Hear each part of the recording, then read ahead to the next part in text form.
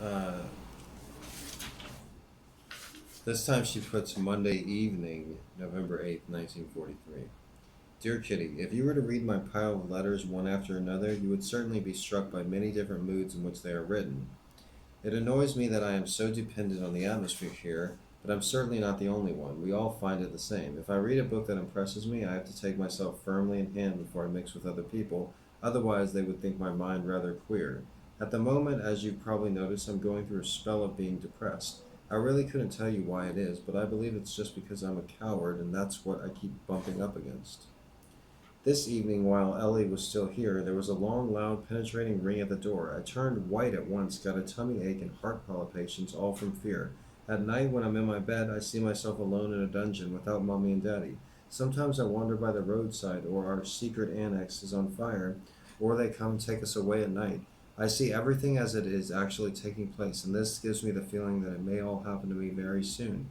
Mipe often says she envies us for possessing such tranquility here.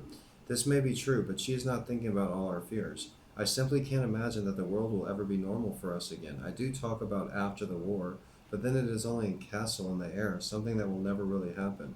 If I think back to our old house, my girlfriends, the fun at school, it is just as if another person lived it all, not me. I see the eight of us with our secret annex as if we were a little piece of blue heaven surrounded by heavy black rain clouds.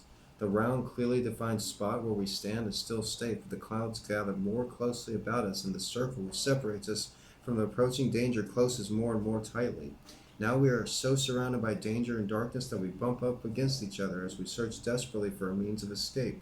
We all look down below, where people are fighting with each other. We look above, where it is quiet and beautiful, and meanwhile we are cut off by a great dark mass which we will not let go upwards, but which stands before us as an impenetrable wall. It tries to crush us, but it cannot do so. I can only cry and implore, oh, if only the black circle could recede and open the way for us. Yours, Anne. That was the Diary of Anne Frank. If you haven't already, click the thumbs up button, click the subscribe button. Don't do it for me, do it for her. Well, you're really doing it for me, I guess. But she would like it too.